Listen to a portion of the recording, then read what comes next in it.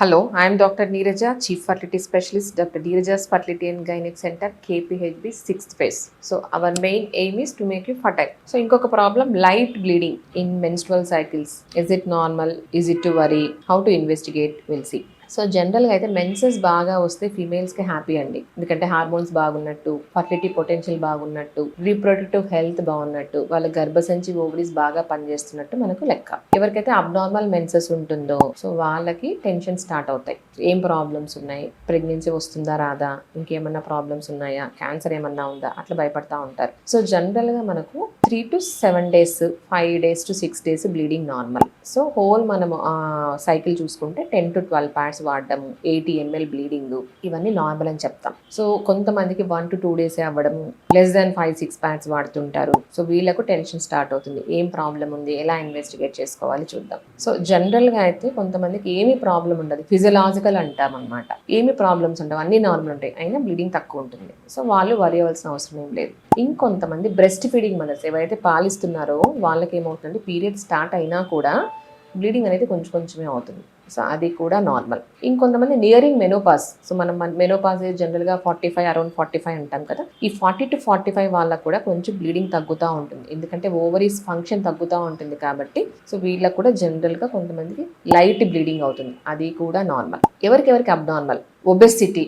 So obesity వల్ల PCOD, thyroid problems ఉంటాయి కొంతమందికి స్ట్రెస్ ఎక్కువ ఉంటుంది, కొంతమంది ఎక్సర్సైజ్ కొత్తగా స్టార్ట్ చేసి ఉంటారు, హెక్టిక్గా చేయడమే సివియర్గా స్టార్ట్ చేస్తారనమాట, అది కొంతమంది. ఇంకొంతమంది ప్రొలాక్టిన్ అనే హార్మోన్ ఎక్కువ ఉంటుందన్నమాట, హైపర్ ప్రొలాక్టినీమియా. సో ఇలాంటి వాళ్ళని, సో ఇవన్నీ మనం ట్రీట్ చేయాల్సిన కండిషన్స్.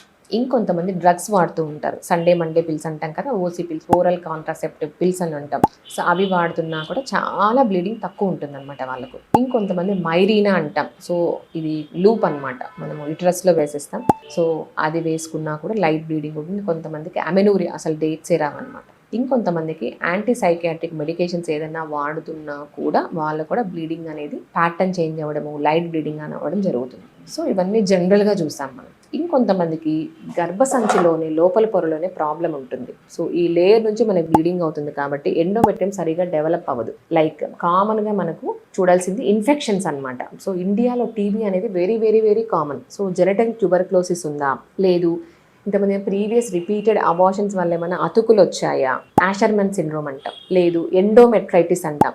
ఈ ఎండోమెట్రియంలో వేరే ఇన్ఫెక్షన్ ఏమన్నా ఉందా, ఇవన్నీ మనం ఎక్స్క్లూడ్ చేసుకోవాలి. సో పేషెంట్ ఏదైనా మనకి ఇన్ఫర్టిలిటీ కపుల్ వచ్చినప్పుడు ఎండోమెట్రియం సరిగా డెవలప్ అవ్వలేదు అంటే ఇవన్నీ మనం ఎక్స్క్లూడ్ చేసుకొని ఈ జనరల్ బ్లడ్ టెస్ట్ చేసుకోవాలి. సో నేను చెప్పినట్టు ఇన్వెస్టిగేషన్స్ ఎలా ఉంటాయి, మెయిన్ స్కానింగ్ అనమాట, అల్ట్రాసౌండ్, ట్రాన్స్ వెజినల్ అల్ట్రాసౌండ్, 3D అల్ట్రాసౌండ్ ద్వారా మనకు ఏమన్నా ప్రాబ్లం ఉందా, లేయర్ ఎలా ఉంది, ప్యాటర్న్ ఎలా ఉంది, అవన్నీ చూస్తాం. ఇంకొంతమందికి ఎండోమెట్రైటిస్ అన్నాం కదా, ఇన్ఫెక్షస్ ప్యానల్, ఎండోమెట్రియల్ బయాప్సీ తీసుకొని మనము టీబీ ఇన్ఫెక్షన్, ఇంకేమైనా ఇన్ఫెక్షన్స్ ఉన్నాయో మనం చెక్ చేస్తాం. ఇంకొంతమంది బ్లడ్ టెస్ట్, ప్రొలాక్టిన్ ఎలా ఉంది, థైరాయిడ్ ఎలా ఉంది, ఇంకా జనరల్ బ్లడ్ టెస్ట్లు ఎలా ఉన్నాయి, షుగర్ ఎలా ఉంది, మిగతా పారామీటర్స్, లివర్ ఫంక్షన్ ఎలా ఉన్నాయి, కిడ్నీ ఫంక్షన్, అవన్నీ మనం చెక్ చేస్తాం. సో ట్రీట్మెంట్ మనకు ఇవన్నీ టెస్ట్లలో ఏదైనా ప్రాబ్లం బయటపడిందంటే మనం ఆ కాజ్ ఏదైతే ప్రాబ్లం ఉందో దాన్ని మనం ట్రీట్ చేసి మనం ఈ సిమ్టమ్స్ అంతా మనం కరెక్ట్ చేయడం అవుతుంది.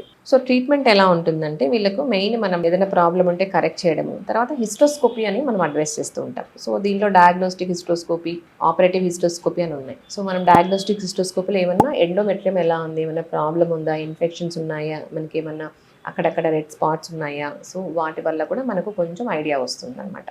సో దాన్ని బట్టి మనం ట్రీట్ చేయడం జరుగుతుంది. Thank you.